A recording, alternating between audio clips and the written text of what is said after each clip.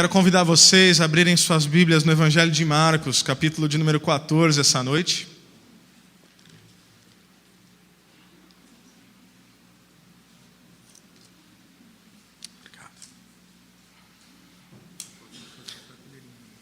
Você trouxe agora só para sair na gravação, né? Para o mundo todo te ver assim. Eu estou brincando, gente. Marcos capítulo 14, a partir do versículo 43.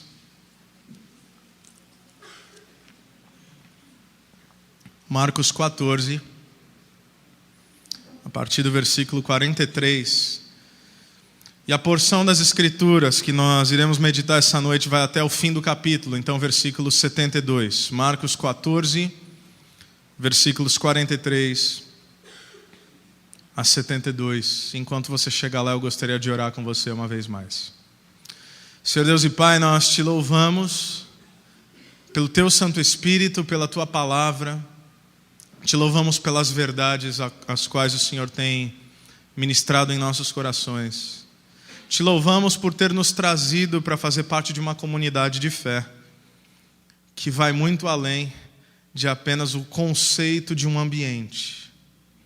Mas a gente está falando de um povo, onde chamamos o Senhor de Pai, o que faz todos nós nos transformarmos em irmãos.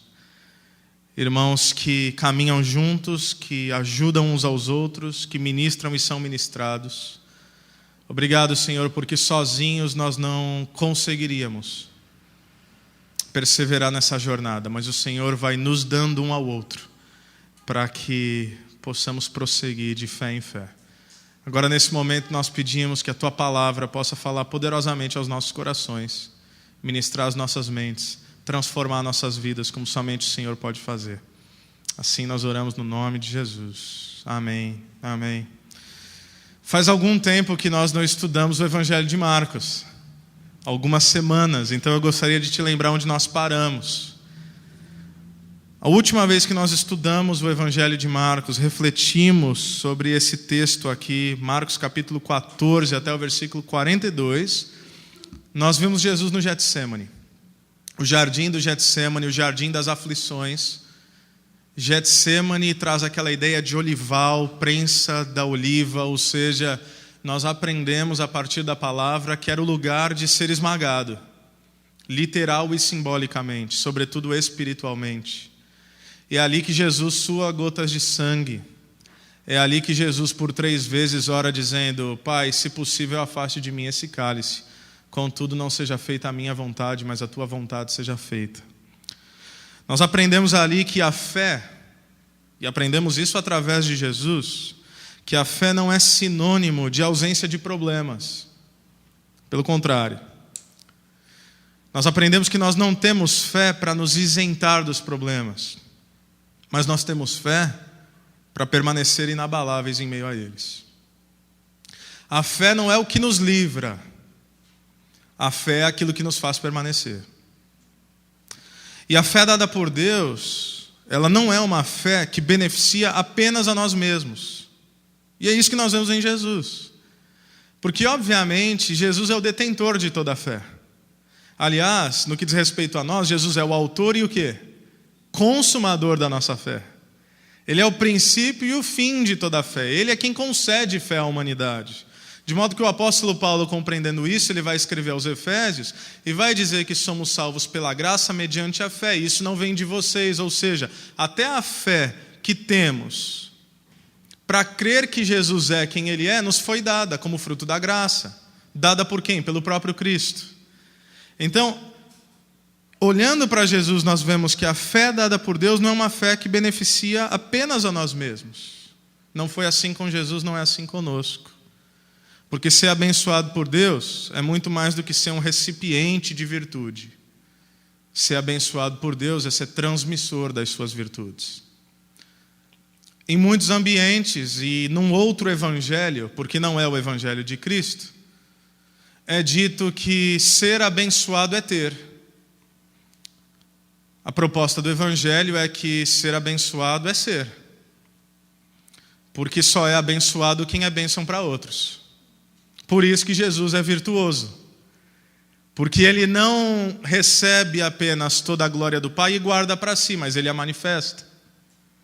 É por isso que Jesus não é apenas abençoado no sentido egoísta da palavra, mas ele é abençoado no sentido pleno, porque ele se torna o quê? Abençoador. Aquele que tudo recebe do Pai, tudo entrega em prol da humanidade. Jesus é nosso exemplo em tudo isso. Ele ora no Getsêmani e agora ele se prepara para o seu aprisionamento, o seu julgamento e a sua crucificação. E é a partir daqui que nós chegamos nesse nosso texto. E o versículo 43 vai dizer o seguinte: enquanto ele ainda falava, apareceu Judas, um dos 12.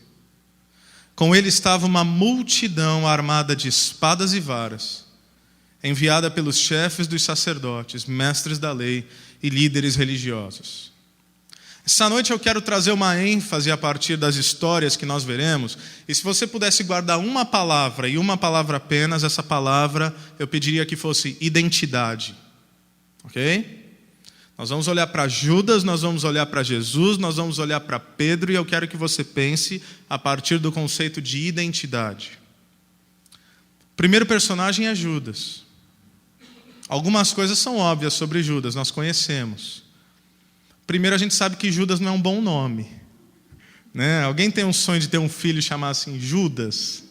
Não soa legal, não tem nenhum Judas aqui, né? Nem de nome, nem Judas assim mesmo, né? Tá bom, glória a Deus. Então, Judas é conhecido como o quê? Traidor. Aí vem aquele que o trai, o texto vai dizer num outro momento. Não apenas Judas era um traidor, mas a identidade, aquilo que é proposto sobre ele, ou até projetado, é que ele é ingrato. E não é por acaso que o Marcos fala, apareceu Judas, um dos 12. Quando ele fala apareceu Judas, um dos 12, o que ele está propondo? Um daqueles que caminhou dia e noite com Jesus. Lembre-se que quando Jesus prediz a sua traição, ele fala: aquele que comeu do meu prato há de me trair. Ou seja, aquele que come do seu prato é o quê? Aquele que tem acesso irrestrito à sua vida. É aquele negócio, o cara era de dentro da minha casa. A gente já falou sobre isso em outro momento. Então Judas é um ingrato, porque Jesus investe nele. E como ele lida com isso? Ingratidão. Eu não vou nem entrar nesse mérito, mas óbvio que você pode pensar nas várias ingratidões que você já sofreu na vida. Sabe o que é você se dedicar a uma pessoa e ela simplesmente ser ingrata com você? Você sabe o que é isso. O que a gente se esquece é que, por vezes, nós também fomos ingratos com outros. Porque, por vezes, investiram em nós, foram bondosos conosco, e nós não respondemos, talvez, como deveríamos. Então, a ingratidão é algo recorrente em nossas vidas. E a gente vai aprender como é que Jesus responde à ingratidão. Não apenas traidor e ingrato, Judas era profundamente ignorante. E é isso que me encheu de compaixão ao pensar no Judas. Porque Judas é a síntese da profunda ignorância. Em que sentido? Que ele troca o Deus de toda a vida, o Deus de toda a verdade, o Deus que é o caminho verdadeiro e o único caminho para o Pai, em benefício do quê? De algo momentâneo. Você quer tolice e ignorância maior do que trocar a eternidade por um momento? Aliás, é o que muita gente está fazendo por aí. Aliás, é o que a gente, mesmo conhecendo a Jesus, por vezes, não no sentido de trocar a eternidade, mas trocar a comunhão com Deus, às vezes por um momento. Às vezes a gente faz isso. Não tem nada mais tolo do que isso, né? Para Judas foram 30 moedas. O que propõe que Judas não tem nenhum senso real de prioridade. Porque ele acha que aquele valor monetário, naquele momento, é tudo que ele precisa. E aí ele abre mão da verdadeira vida de Cristo por aquilo ali que, quando você lê a história, no final ele nem usufrui. Porque ele sente tanto remorso e não arrependimento. As Escrituras dizem remorso, não arrependimento, que ele tenta devolver aquele dinheiro. Aí os líderes religiosos que também manipularam Judas falam, não, isso daí é dinheiro de sangue, meu amigo, não pode voltar para o cofre do templo, não. Ele fala, não, eu não quero. E os caras falam, não, aqui não entra. Ele joga no chão. E ele sai dali, e você conhece a sina de Judas, o que ele faz? Ele vai e tira a sua própria vida. Muito triste é viver sem senso de prioridade.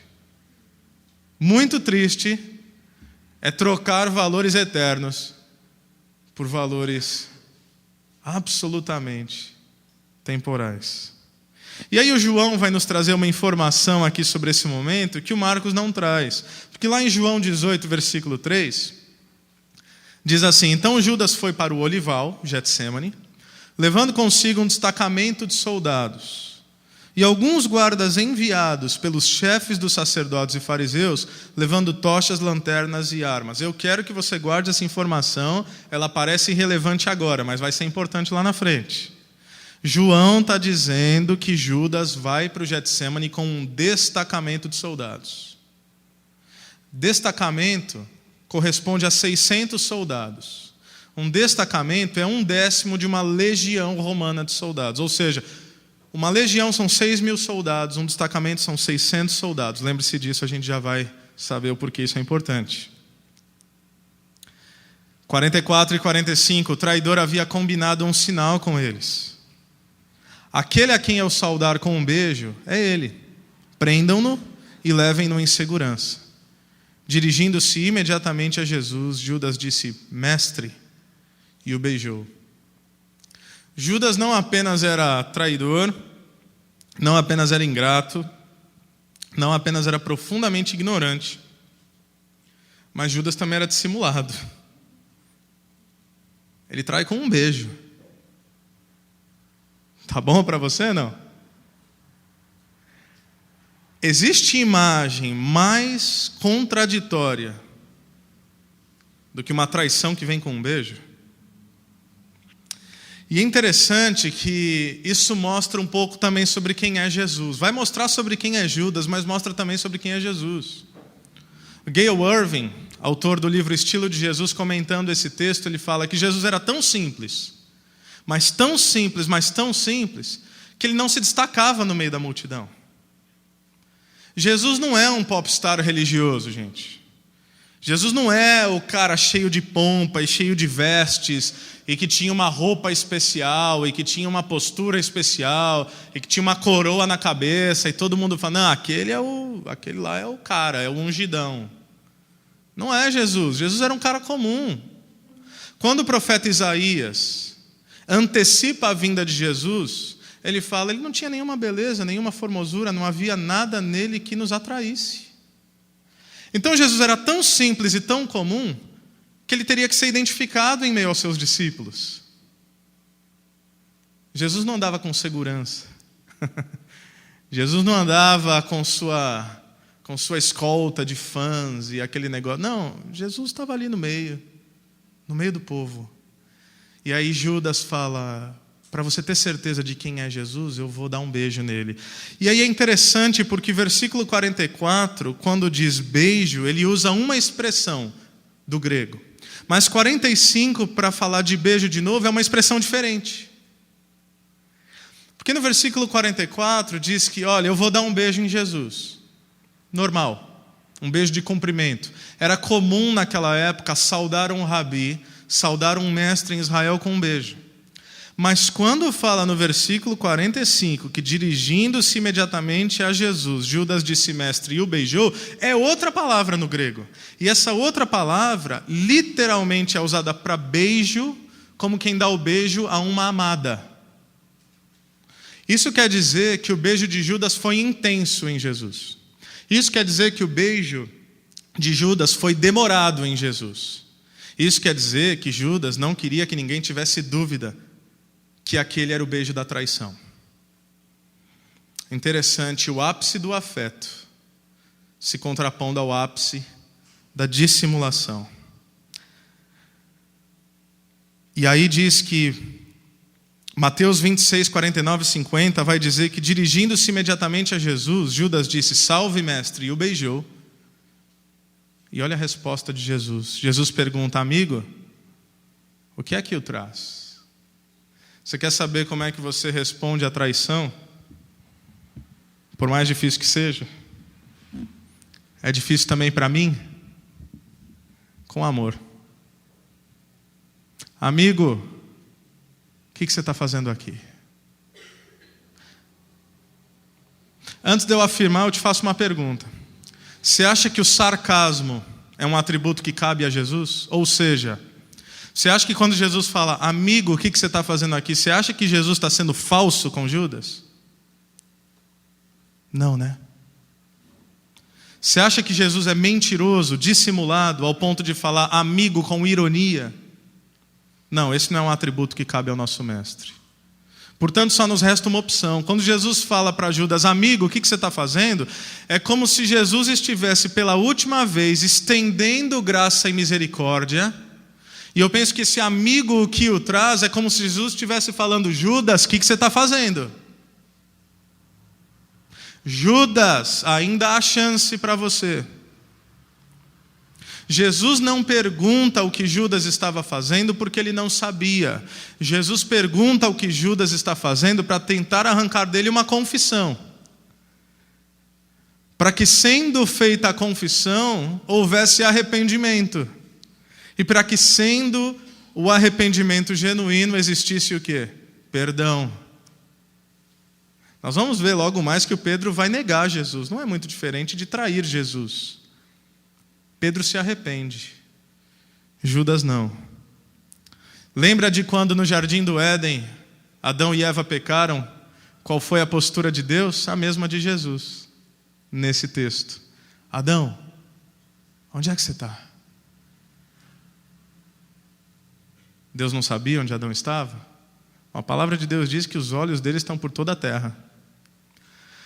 Adão se identifica. E aí Deus pergunta, Adão, por que você se escondeu? Adão não confessa, e aí Deus pergunta, Adão, o que foi que você fez? Quem foi que disse que vocês estavam nus? Ele está clamando pela confissão. Não é diferente conosco, irmãos. Quando há confissão e arrependimento, há perdão. Ah, mas alguém tinha que trair. Então Judas é a vítima da história. Não, é verdade que alguém teria que trair. Mas essa traição não precisava terminar da maneira como terminou. Porque não importa o tamanho do nosso pecado, sempre há arrependimento. E quando há arrependimento, sempre há perdão. Sempre há a possibilidade do arrependimento. E sempre que há arrependimento, há perdão. Mas o texto vai nos dizer, versículos 46 e 47, que os homens agarraram Jesus e o prenderam. Então um dos que estavam por perto puxou a espada e feriu o servo do sumo sacerdote, decepando-lhe a orelha. Dou um doce para quem dizer quem foi esse que cortou a orelha. A gente sabe. Pedro, claro. Tinha que ser Pedro. Por quê? Mateus 26, 52 e 53 vai dizer, disse-lhe Jesus, guarde a espada. Pois todos os que empunham a espada pela espada morrerão. Você acha que eu não posso pedir ao meu Pai? Preste atenção agora. E Ele não colocaria imediatamente à minha disposição mais de 12 legiões de anjos? Opa! Lembra da informação que eu pedi para você guardar no início? Quantos soldados tinham? 600. 1/10 de uma legião. Quando Jesus é rodeado, Ele fala, Pedro, o que você está fazendo? Os caras estão com um destacamento. Não sabe você que se eu falar com meu Pai, Ele manda mais de 12 legiões de anjos aqui, ou seja, Ele acaba com isso daqui num instante? O que a gente aprende com o Pedro aqui é que é possível agirmos errado mesmo com a motivação certa. Aliás, a gente faz muito isso. Sabe assim, errar tentando acertar? Pelo menos a gente tentou acertar, né? Mas Pedro ele queria proteger Jesus. Primeiro equívoco, né? Como se Jesus precisasse de proteção. Aliás, tem cristãos que andam por aí tentando defender Jesus. Meu irmão, não precisa. Ele se defende muito bem. Ele não precisa da nossa defesa. A não ser que essa defesa seja uma apologia, ou que na teologia nós vamos chamar de uma apologética cristã, a defesa da fé. Se alguém querendo realmente buscar algumas verdades e te pergunta, não, mas essa história aí, a Bíblia, e será que ela é verdadeira? E esse negócio de Deus, esse negócio de Jesus? E você tem conhecimento para propor algumas dessas respostas? Faça isso. Faça isso. Mas na boa, a nossa obra não é uma obra de convencimento. A nossa obra é uma obra de proclamação, porque quem convence é o Espírito Santo de Deus. Às vezes a gente está tentando ganhar um argumento, aí a gente usa a espada como Pedro usou, sabe? A gente pega a palavra e sai decepando a orelha das pessoas. Aí ao invés de sermos cristãos amorosos, a gente está usando a espada para ferir. E a gente está achando que a gente está ganhando alguma coisa. Jesus não precisa da nossa defesa. Ah, mas o cara falou que Jesus não existe. Rapaz, um dia ele vai descobrir que isso não é verdade. Tomara que ele descubra antes de morrer. Tomara. E aí que Deus use nossa vida para isso. Mas Pedro queria proteger Jesus. Primeiro equívoco. Pedro queria resolver tudo do seu jeito e pela sua própria força. Você se identifica com Pedro nisso? Eu me identifico. No meio do caos, o que a gente faz? A gente vai para a briga. A gente vai para a luta. A gente tenta resolver. E eu não estou falando de conflitos só não. Eu estou falando de tudo na nossa vida. E a gente tenta. Por quê? Porque na verdade nós estamos pensando que cabe a nós resolver todas as coisas. E isso por quê? Porque tal como Pedro, mesmo que por um momento nós esquecemos quem Jesus é de fato. Quem é Jesus? É aquele que não precisa. É aquele que clama ao Pai e resolve todas as coisas. Pedro reagiu, sem dúvida alguma, em conformidade com aquilo que ele não tinha feito. O que ele não tinha feito momentos antes? Orado. Porque quando Jesus chama Pedro, Tiago e João para orar, depois ele chega e os caras estão dormindo. E aí Jesus fala, vocês não conseguem perseverar comigo em oração por 1 hora? Então Jesus está sereno nessa história. Por quê? Fruto de tempo com o Pai. Pedro está cortando a orelha dos outros. Aí tem que Jesus pegar assim, ó, até nas nossas burrices Deus se manifesta, né? Porque um outro texto vai dizer, imagina a cena, Pedro corta, aí Jesus fala, Pedro, guarda essa espada. Aí o nome do soldado é Malco, diz em outro texto. Aí Jesus chega assim, cata a orelha do chão, fala, vem aqui meu filho. Pronto.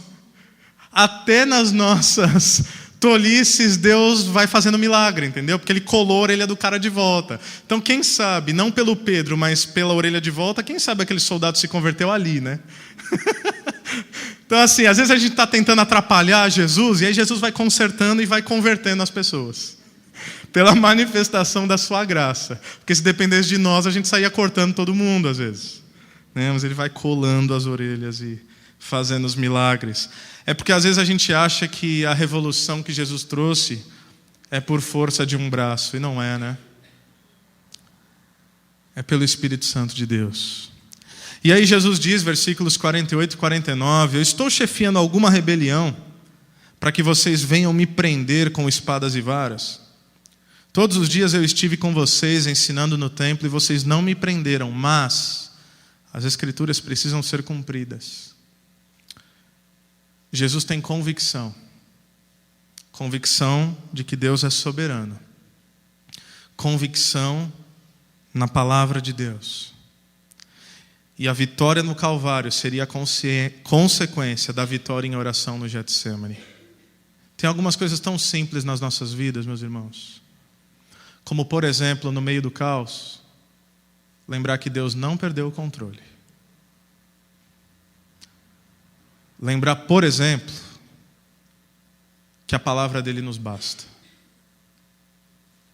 Você tem a palavra dele. Por que a gente fica buscando revelações? Você não precisa de mais nada. Você não precisa saber o que vai acontecer. Você não precisa saber o que vai ser daqui 5 ou 10 anos. Você precisa saber o que ele já disse. Aqui está a plenitude da revelação de quem Deus é e a plenitude da revelação do seu amor por nós. Em momentos difíceis, e você pode se identificar com isso, e eu testemunho da minha própria vida e da vida da minha família, nos momentos mais difíceis das nossas vidas, o que nos manteve de pé foi o Espírito Santo de Deus, a convicção de que Ele não tinha perdido o controle, e voltar para a palavra de Deus e permitir ser ministrado por ela. Sempre. Não tem segredo. Lembre-se que Ele é soberano. Volte para aquilo que Ele já disse. Então todos abandonaram e fugiram. Um jovem vestindo apenas um lenço de linho estava seguindo Jesus. Quando tentaram prendê-lo, ele fugiu nu, deixando o lençol para trás. Você se lembra que quando Jesus disse que seria traído e então iria para a cruz, você se lembra a postura dos discípulos? Não, Jesus, a gente não vai te abandonar. Pedro, então, mesmo que todos te abandonem, eu não sou igual a esses frangotes aí não. Vai todo mundo embora, eu morro pelo Senhor, Jesus. A gente já vai ver a atitude do Pedro daqui a pouquinho. Todos abandonaram. Ser traído por Judas, digamos, pô, beleza, né? Mas ser abandonado por todos, como é que você lida com isso? Somente lembrando que Deus não perdeu o controle. E somente lembrando de que a palavra dele sempre se cumpre. E a partir daqui o Marcos vai fazer um paralelo entre Jesus e Pedro. Então nós vamos avançar. Versículos 53 a 55. Levaram Jesus ao sumo sacerdote. Então se reuniram todos os chefes dos sacerdotes, os líderes religiosos e os mestres da lei. Pedro os seguiu de longe até o pátio do sumo sacerdote. Perceba Jesus e Pedro entrelaçados aqui. Sentando-se ali com os guardas, esquentava-se junto ao fogo. Os chefes dos sacerdotes e todo o sinédrio, ou seja, a elite política e religiosa de Israel, os 71 homens mais importantes de Israel, 70 sacerdotes mais o sumo sacerdote, eles estavam ali procurando depoimentos contra Jesus para que pudessem condená-lo à morte, mas não encontravam nenhum. Muitos testemunharam, versículo 56, falsamente contra ele, mas as declarações deles não eram coerentes. Então se levantaram alguns e declararam falsamente contra ele: nós o ouvimos dizer, destruirei esse templo feito por mãos humanas, e em 3 dias construirei outro, não feito por mãos de homens. Mas nem mesmo assim o depoimento deles era coerente. Depois o sumo sacerdote levantou-se diante deles e perguntou a Jesus: você não vai responder à acusação que estes lhe fazem? Jesus está sendo acusado, não apenas acusado, ele está sendo acusado falsamente. Tentam de todo jeito pegá-lo em alguma transgressão da lei, não conseguem. Trazem falsas testemunhas, nem as falsas testemunhas dão conta de trazer uma acusação coerente. Por quê? Porque os judeus não tinham poder mais de condenar ninguém à morte. Eles tinham que ter uma acusação sólida para levar para quem? Para Roma. É por isso que Jesus depois vai para Pilatos. Então eles tinham que ter uma alegação jurídica. Eles precisavam de uma alegação de transgressão da própria lei do seu povo. Eles não conseguem. Mas Jesus está sendo acusado. E aqui eles pegam uma frase de Jesus e distorcem. Nós ouvimos ele dizer que vai destruir o templo. E que em 3 dias vai reconstruir outro. Essa aqui foi uma grande sacada desses caras. Porque não tinha nada mais sagrado em Israel do que o templo. Era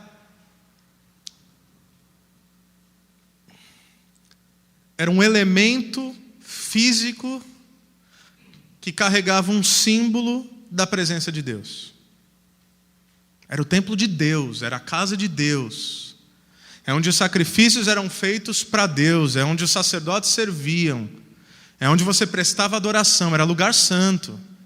Lá dentro tinha o lugar santíssimo, o santo dos santos, que ninguém entrava, com exceção do sumo sacerdote uma vez por ano, para fazer expiação pelos seus pecados e os pecados de todo o povo.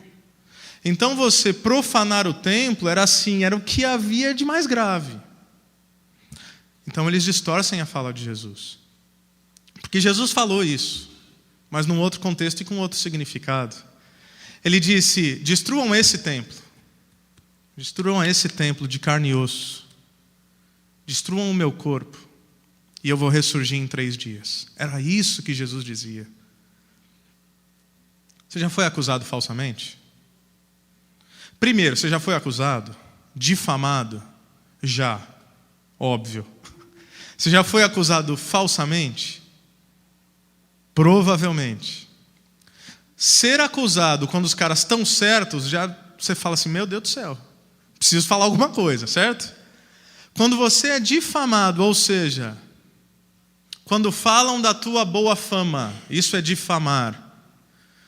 Quando falam do teu caráter, quando falam de você, sobre você ter feito algo que não fez, ou sobre você não ter feito algo que deveria ter sido feito, qual que é o ímpeto natural e até justo?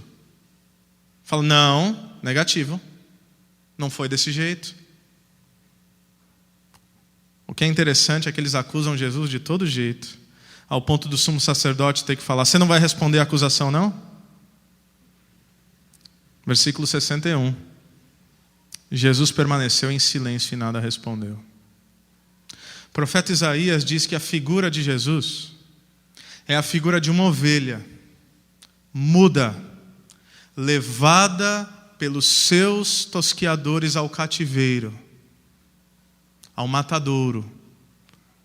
Ovelha que não abre a boca para se defender, que sofre calada toda vergonha, toda difamação e toda calúnia. Mas olha que interessante o que acontece nesse texto. Outra vez o sumo sacerdote lhe perguntou, versículo 61, você é o Cristo, filho do Deus bendito? 62, sou, disse Jesus. E vereis o Filho do Homem assentado à direita do Poderoso, vindo com as nuvens do céu. O sumo sacerdote, rasgando as próprias vestes, perguntou: por que precisamos de mais testemunhas? Vocês ouviram a blasfêmia, o que acham? Todos o julgaram digno de morte. Então alguns começaram a cuspir nele, vendaram-lhe os olhos e dando-lhe murros, diziam: profetize, e os guardas o levaram, dando-lhe tapas. A atitude de Jesus deve nos impressionar aqui. Preste muita atenção nisso. Jesus não está preocupado em se defender do que dizem que ele fez. Sabe por quê? Porque ele tem convicção de quem ele é. William Barclay, um teólogo, diz que em toda essa desordenada cena, Jesus é o único oásis de serenidade. Então aqui nós temos um dilema de identidade versus reputação. O que está acontecendo aqui? Está acontecendo que quando eu olho para um texto como esse, quando eu me permito aplicar nas nossas vidas, eu penso que por vezes nós estamos tão preocupados, estamos tão preocupados com a nossa reputação, que nós acabamos nos tornando escravos dela. Você já fez as seguintes perguntas? O que eles vão pensar? O que irão dizer? Jesus está aqui nos ensinando, não sobre imagem, Jesus está nos ensinando, lembre-se que eu falei no início, sobre identidade. Porque quando a nossa identidade está segura em Deus, não existe mais crise de reputação.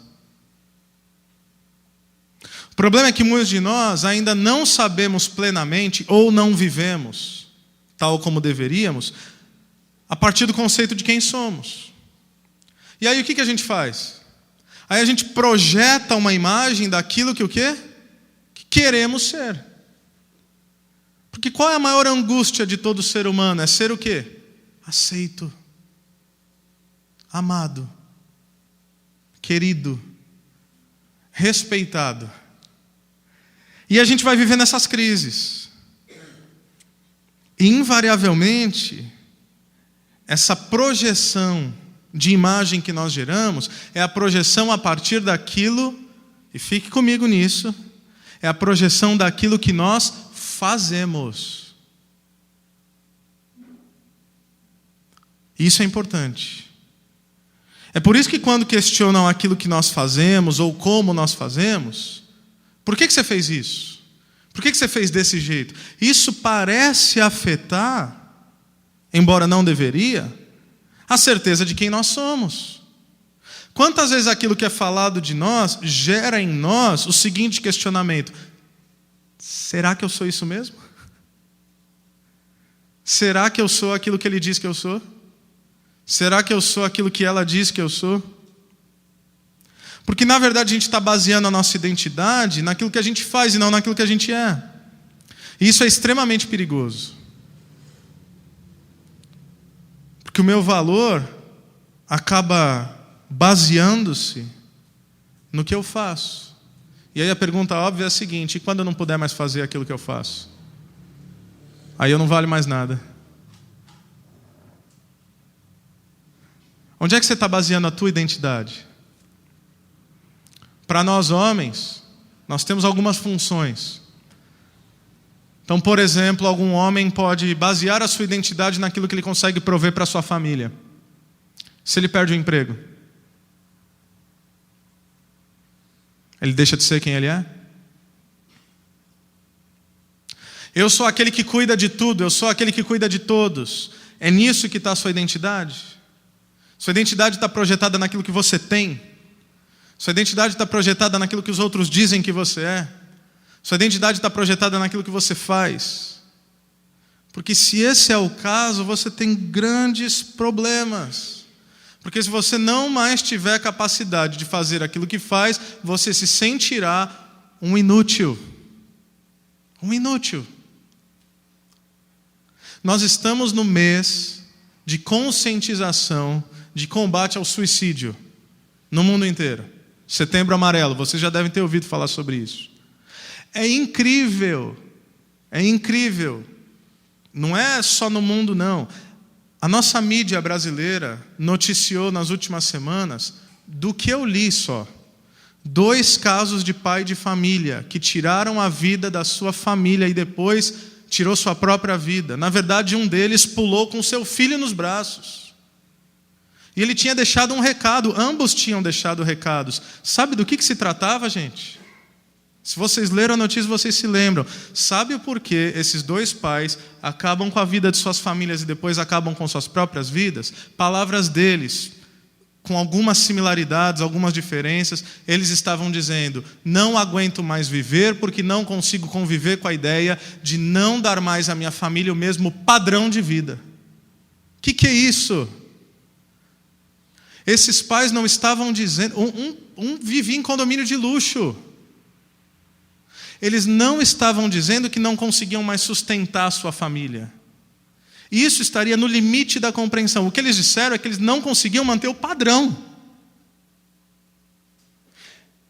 Baseando sua identidade naquilo que faz. Porque não entendeu aquilo que é. Enquanto acusam Jesus daquilo que ele fez, ele fica calado. Quando é que ele abre a boca? Quando perguntam: quem é você? Quando perguntam o que você fez, o que você falou, o que você não fez, Jesus não tem crise de identidade, ele fica quieto. Mas quando o sumo sacerdote pergunta: você é o Cristo? O que ele responde? Sou. Não há crise de identidade. Jesus não tem dúvida de quem ele é. Você se lembra que no batismo de Jesus, antes dele fazer qualquer coisa, você se lembra o que aconteceu? O Espírito Santo vem em forma de pomba sobre ele. O Filho está ali, o Espírito está ali. E do céu profere-se uma voz que diz o quê? Este é o meu Filho amado em quem eu me agrado. Em quem eu me comprazo. Ou seja, aquilo acontece antes de Jesus iniciar o seu ministério. Para quê? Para nos trazer uma lição. De que o amor do Pai dedicado ao nós não está atrelado àquilo que fazemos, mas em quem somos. E o que somos? Filhos. Essa é a nossa identidade. A minha identidade não está em ser pastor. A minha identidade não está em ser marido. A minha identidade não está em ser pai. A minha identidade não está em ser provedor da minha família. A minha identidade é única e exclusivamente ser filho de Deus. E sendo filho de Deus, toda a contemplação das minhas vocações acabam emergindo. E aí o que eu faço se torna consequência de quem eu sou. De modo que se eu deixar de fazer, não altera em nada o que Deus pensa de mim. O que é a religião? A religião é a tentativa de te dizer que Deus te ama quando você faz. E Deus deixa de te amar quando você deixa de fazer. O que é o Evangelho? É a tentativa de lhe dizer que Deus fez, antes de você fazer qualquer coisa. E porque Deus fez, você se tornou. E porque Ele é, agora você também é. Porque Ele é pai, agora você é filho. E porque somos filhos, então fazemos. Contrariar e inverter essa lógica é uma deturpação do Evangelho. Eu sei quem eu sou, eu sei o que o Pai pensa de mim. Minhas crises estão resolvidas. E só para encerrar, olha o contraste do Pedro. Versículos 66 a 72. Estando Pedro embaixo no pátio, uma das criadas do sumo sacerdote passou por ali. Vendo Pedro aquecer-se, olhou bem para ele e disse: você também estava com Jesus, o Nazareno. Contudo, ele o negou, dizendo: não o conheço, nem sei o que você está falando. E saiu para o alpendre. Quando a criada o viu lá, disse novamente aos que estavam por perto: esse aí é um deles. De novo ele negou. Pouco tempo depois, os que estavam sentados ali perto disseram a Pedro: certamente, olha a expressão muda, você é um deles. Não é mais você anda com eles, é você é um deles. Não é mais o que você faz, é quem você é. Você é um galileu. Mateus vai dizer: você é galileu. Teu sotaque te denuncia. Dá para ver do jeito que você fala. E aí ele começou a se amaldiçoar e jurar: eu não conheço o homem de quem vocês estão falando. E logo o galo cantou pela segunda vez. Então Pedro se lembrou da palavra que Jesus lhe tinha dito: antes que 2 vezes cante o galo, você me negará 3 vezes. E se pôs a chorar. O contraste com a postura de Jesus. Pedro faz o oposto. Pedro é movido por um instinto de preservação. O que ele está tentando manter? Sua reputação. Ele está tentando manter imune aquilo que os outros pensam dele. Você estava com ele? Não, não o conheço. Você é um deles? Não, não sou não. Você é um deles, você é galileu, teu sotaque te denuncia. A sua identidade. E olha que grande oportunidade o Pedro perdeu. Porque quando falavam: você é um deles, o que em síntese eles estão falando? Você é um discípulo de Jesus, não é? Pedro se envergonha, teme, tenta manter a sua reputação. E tal como muitos cristãos dizem: não, não é bem assim. Não, eu não sou seguidor de Jesus. Eu não conheço esse homem. E aí Lucas vai nos dar um adicional dramático a essa história, quando em Lucas 22:61, ele diz que o Senhor voltou-se e olhou diretamente para Pedro. No momento em que o Pedro nega Jesus, porque Pedro está do lado de fora, Jesus está do lado de dentro. O interrogatório acontecendo com Jesus, Pedro lá fora. No momento em que Pedro nega pela 3ª vez, Lucas diz: o Senhor voltou-se e olhou diretamente para Pedro. Então, Pedro se lembrou da palavra que o Senhor lhe tinha dito: antes que o galo cante, você me negará 3 vezes. E o texto diz que ele chora copiosamente. Tenta imaginar essa cena. Jesus está sendo interrogado do lado de dentro. Jesus não tem crise de identidade. Ele não tenta manter sua reputação. Ele sabe que a cruz é o lugar que lhe é reservado. Pedro, o oposto. Está também sendo interrogado, mas tenta manter aquilo que os outros pensam dele. E tenta evitar a todo custo o Calvário. Quando Pedro nega pela 3ª vez, talvez pela fresta de uma porta, Jesus olha para Pedro. Os olhares deles se cruzam. Pedro se lembra e ele se põe a chorar copiosamente. O texto não diz como foi o olhar de Jesus, mas acho que não é difícil imaginar. Não se engane e não se precipite. Você acha que o olhar de Jesus para Pedro no momento da negação é um olhar de condenação? Um olhar como quem diz, tá vendo, eu te avisei?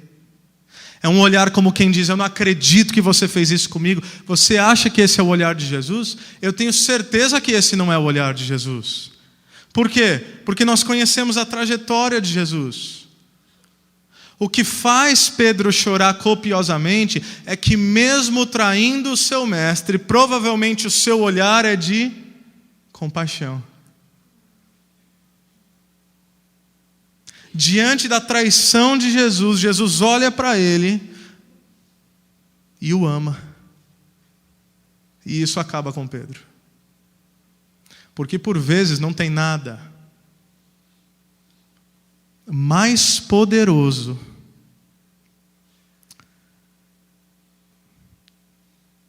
nunca há nada mais poderoso do que o amor. Você maltratar alguém e ele te responder em amor. Você trair alguém e essa pessoa te responder em amor. Você negar alguém e essa pessoa te responder em amor. E aí faz sentido quando a palavra fala que o amor de Cristo nos constrange. Então o choro de Pedro é um choro de arrependimento.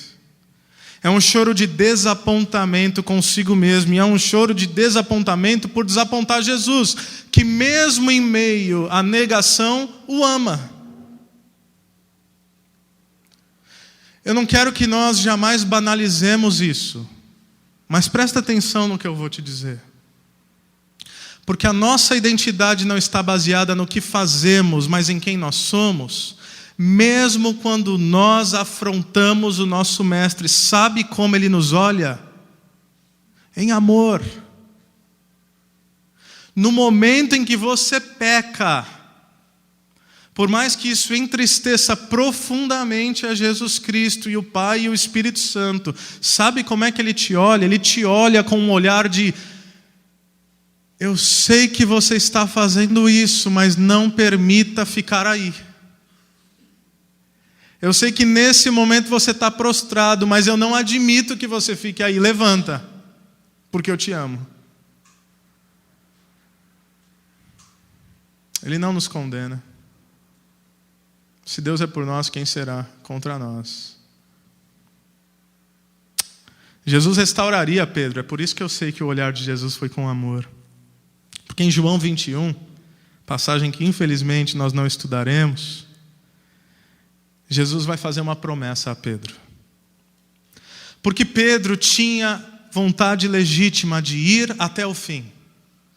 Mesmo que todos te abandonem, Jesus, eu vou até o fim, eu vou até a morte. Ele quer. Ele só não consegue.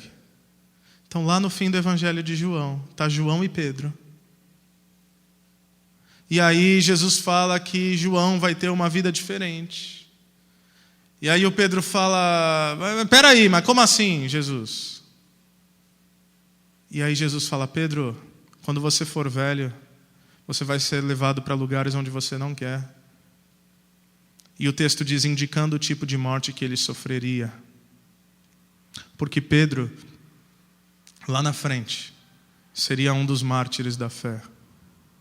Sabe qual foi a demonstração do amor de Jesus na vida de Pedro? Por mais paradoxal que isso pareça, é Jesus no fim do Evangelho de João, mesmo depois de ter sido negado por Pedro, olhar para Pedro e falar: Pedro, eu vou permitir que você realize o maior desejo que você tem por mim. Você vai ter o privilégio de morrer em meu nome. Você não conseguiu da primeira vez. E você não conseguiu, na verdade, é porque eu tinha outros planos para você. Você vai testemunhar o meu nome, você vai ser alguém que vai levar o evangelho para muitas pessoas, mas vai chegar um momento onde você vai triunfar, onde pela primeira vez você falhou. Você queria ir comigo até o fim, Pedro, eu sei disso.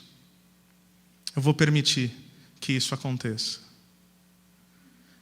E a história cristã vai nos dizer que no momento do seu martírio, Pedro, quando levado pelos seus algozes, de modo a sofrer uma morte de crucificação, Quando perguntado a ele qual é o seu último pedido, isso está registrado na história, Pedro responde: me crucifique de cabeça para baixo. Perguntaram para ele: por quê? Ele disse: porque eu não sou digno de morrer da mesma maneira que o meu mestre. Ele me deu o privilégio de morrer por ele, mas eu não sou digno de morrer da mesma maneira que ele. Lá na frente o Pedro vai entender aquilo que nós precisamos entender de uma vez por todas. Nós somos os filhos amados em quem o Pai se agrada. A nossa identidade não está naquilo que fazemos, mas em quem nós somos. Somente quando nós entendemos quem nós somos, nós podemos entender então o que é que Ele quer de nós. A minha oração é que nós vivamos de acordo com essa realidade. Olhando para Jesus e clamando pelas mesmas virtudes e sendo imitadores dele. Que fez tudo o que fez, não apenas por um ativismo, mas fez tudo o que fez e foi obediente até a morte e morte de cruz, porque em primeiro lugar entendeu quem era, entendeu que era filho, entendeu que o amor do Pai repousava sobre ele. Não se esqueça disso jamais, em nome de Jesus.